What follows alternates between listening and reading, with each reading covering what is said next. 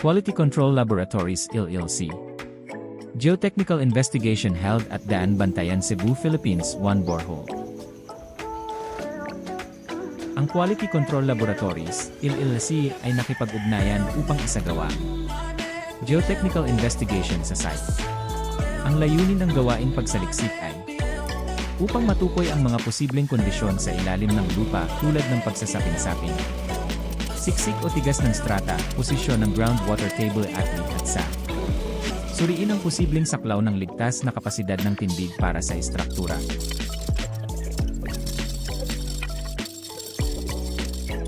Ang panukalang proyekto ay nasa Daan Bantayan, Cebu. Topografiya ng site. Ang tinatayang mga coordinate ng lokasyon ng site, ang tindig at mga distansya ng lot ay hindi ibinigay sa ulat na ito. Mapa ng lokasyon ng borehole.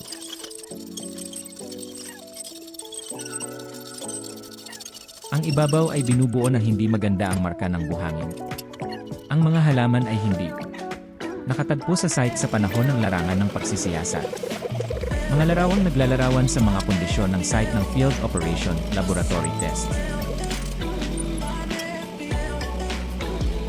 Ang stratigraphy mula sa mga borehole log. Binubuo ng maluwag hanggang siksik na buhangin na hindi maganda ang marka hanggang sa sinisiyasat na lalim.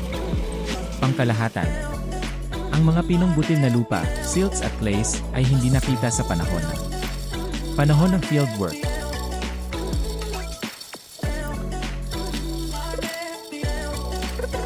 Ang groundwater table ay hindi natugunan sa anumang lalim sa ibaba ng umiiral na lupa. Antas ng borehole sa loob ng lalim ng pagsisiyasat sa panahon ng field. Magtrabaho noong Abril 23, 2025. Ang groundwater record ay ginawa 24 na oras o higit pa pagkatapos. Pagbabarena ng bawat borehole.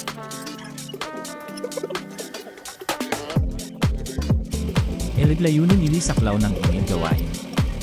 Ang layunin ng kasalukuyang geotechnical investigation ay ang mga sumusunod. Upang matukoy ang stratigraphy at mga kondisyon ng tubig sa lupa. Upang suriin ang mga katangian ng engineering ng kinatawan ng lupa. Mga profile. Upang magbigay ng rekomendasyon ng mga parameter ng disenyo ng lupa. Upang magbigay ng rekomendasyon ng mga naangkop na uri ng pundasyon at pinapayagan. Mga halaga ng kapasidad ng tindig.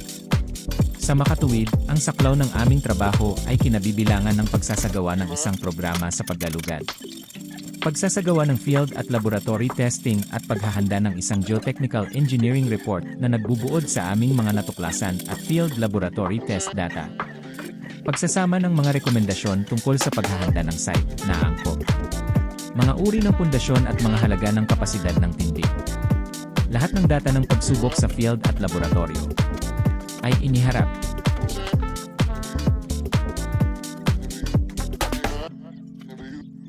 Para sa pagbabarena at pagsampol, ang mga borehole ay isinulong gamit ang wash boring. Mga pamamaraan kung saan ang mga boring ay nagpapatatag gamit ang tuloy-tuloy na daloy ng pagbabarena. Putik. Ang mga borehole ay pinalawak hanggang sa pinakamataas na lalim na 15 oras 45 minuto metro sa ibaba na umiiral na antas ng lupa. Ang penetration resistance para sa bawat sampol ay ipinapakita sa boring logs. Kinakailangan ng mga palo para sa pagtagos ng bawat 15 cls, 6 inches ay naitala sa field, in value ay ang bilang ng mga palo.